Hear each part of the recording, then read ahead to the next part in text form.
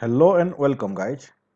In this video session, we are going to understand input form and how to implement validations in Blazor WebAssembly application. This video is a part of Blazor WebAssembly series started from the fundamentals. If you are interested in learning Blazor and other Microsoft programming languages, please make sure you subscribe to my channel and ring the bell icon. Let's get started. So in our previous session, we created one application. Today we are going to add one menu and add one input form. So inside the nav menu, I have created one navigation menu here, and which is href href is form validate, which is this one. You can see this is form validate. Now here I am going to create a input form in Blazor, and if we are going to create an input form, then we need a class. So here I have in the shared application, in the YouTube session.shared application, here I created one student data model which has registration number, name and email ID. I'm going to create this input form inside my Blazor component. So using YouTube session dot shared application name, okay, here declare public student data model student equal to new student data model. Okay, here the Razor component which is called edit form. Okay, here it takes one parameter called model, which we are giving this student name, this one. Then we are creating one event, let's say public void save student. Okay, here again I am declaring one string properties, let's say message get set. In the student method, I'm assigning the message equal to student saved successfully. So here give a break, one more break I am giving. Here in the span I am declaring this message. Okay, now in the edit form I'm going to create the input. So input type equal to text. Okay, so here we can see data bind.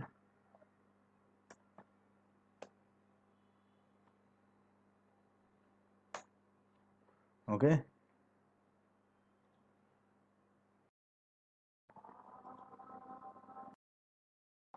so in the input text here something called bind value. Okay, what we are going to bind? We are going to bind this student model dot registration number, giving placeholder equal to registration number. Done. One break I am giving. So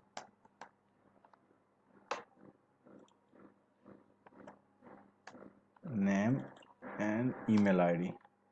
Here also you can give that one in placeholder. Enter name, enter email ID. So here I'm creating one button here. So to create one button, I am taking the reference of counter page. Guys, sorry for the background noise. There one construction building is going on. So here I don't need my on-click event. Let's say I'm create here save data. I'm going to call this method inside my onValid submit.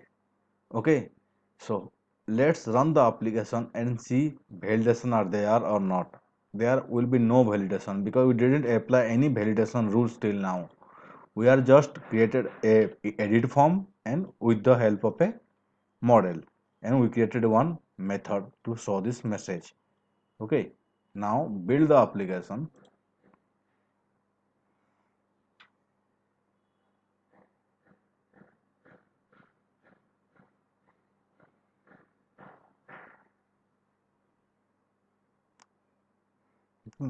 Build succeed, run it.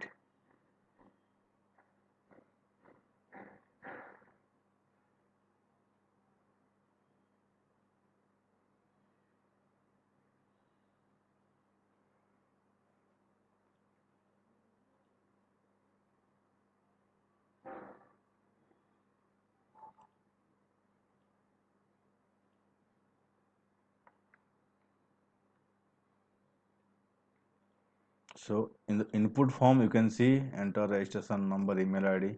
If I'm click on save data, it directly showing without any validation. Now the task is how to add the validation. Our input form section is completed.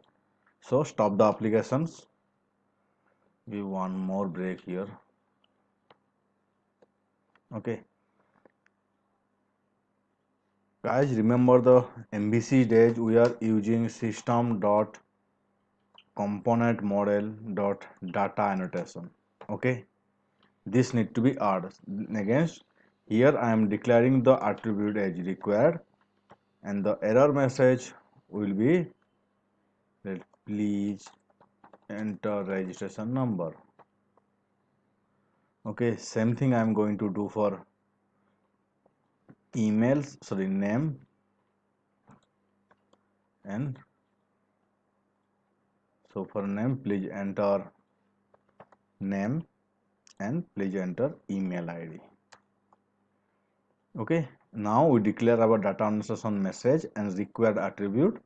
Let's go to the Azure component. Here we declare data annotation validator.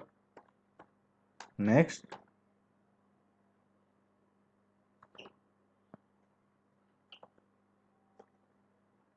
this will be displaying the summary. Okay, validation summary. Just this much. Rerun the application now and we can see the validation messages.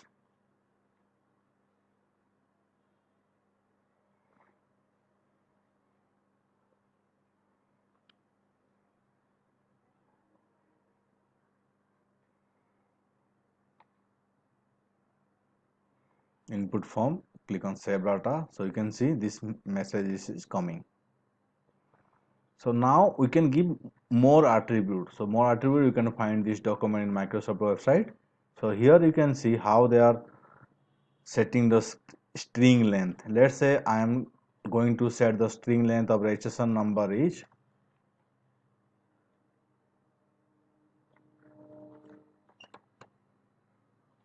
10. So it will be stop the application. Okay, now run the application. So we can see this string length should be 10. A registration number always it will ask for 10th.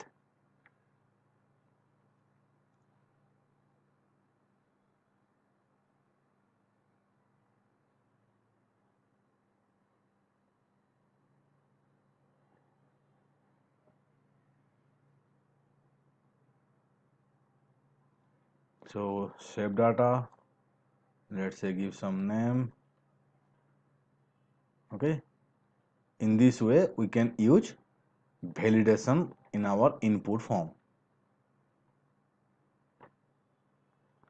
In our coming session I'm going to show how to use ADO.NET, our classic ADO.NET inside our input Blazor WebAssembly.